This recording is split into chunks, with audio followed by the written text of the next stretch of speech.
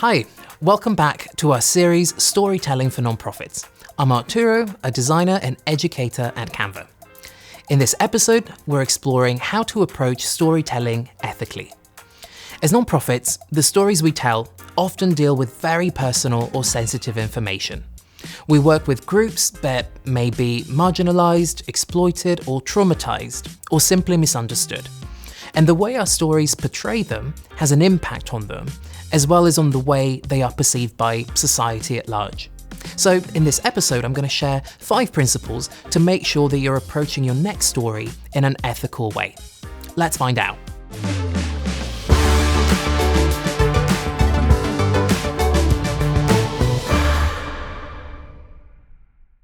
As storytellers, it's important to remind ourselves that we don't own the stories we tell.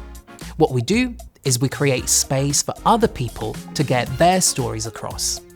The role of a storyteller is similar to the role of a facilitator. By shining a light on someone's story, we can help address inequitable systems, change mainstream narratives, and give other people the opportunity to understand other people's lived experience. So, to understand what can go wrong, let's start by looking at how to recognize unethical storytelling.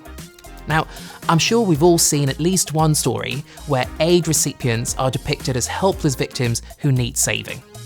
That's an example of unethical storytelling.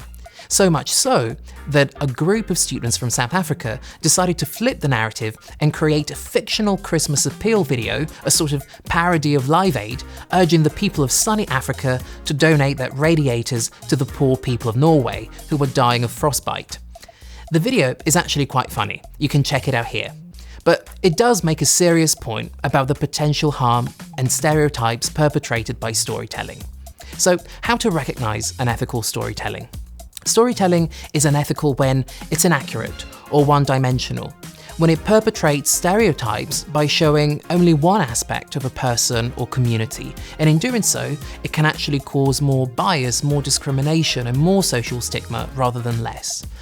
Unethical storytelling also happens when it doesn't really consider the well-being of the contributors and actually puts them in mental or physical danger.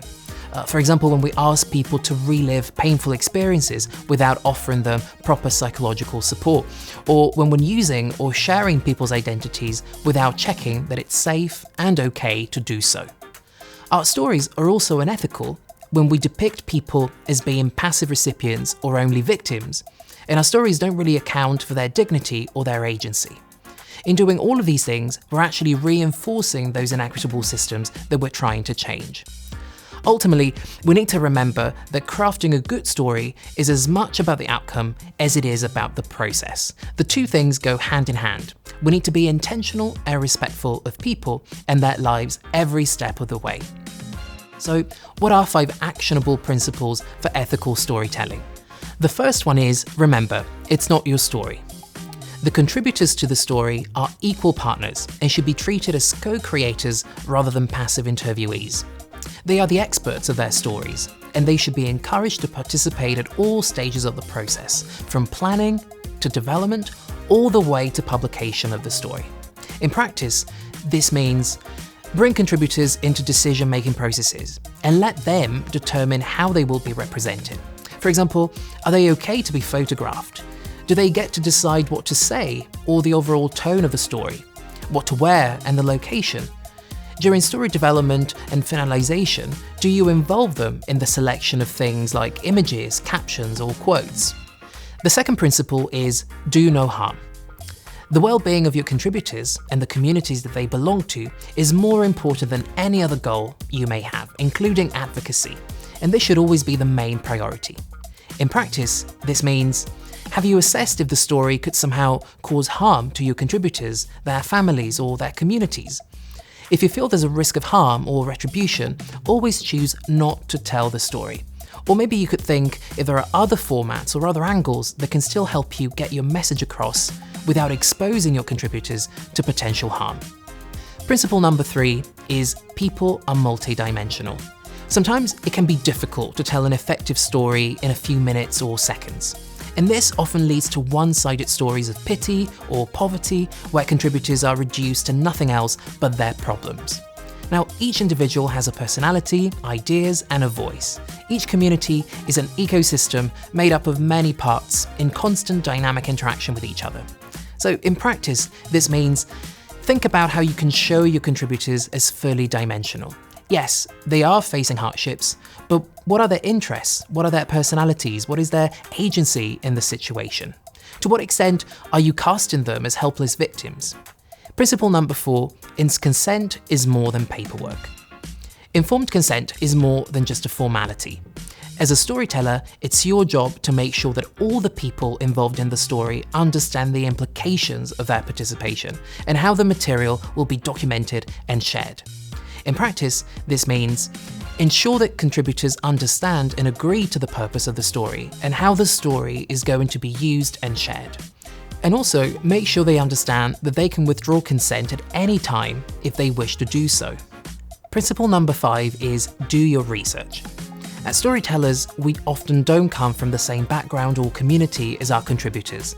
And so, for us to be able to share the story without oversimplifying it or sensationalizing it, we need to do as much research as necessary. We need to consider all the aspects that are in the background, the social, economic, cultural, and political factors that shape the story. And also be aware of our own biases and beliefs and how they may get in the way of representing our contributors with dignity and respect.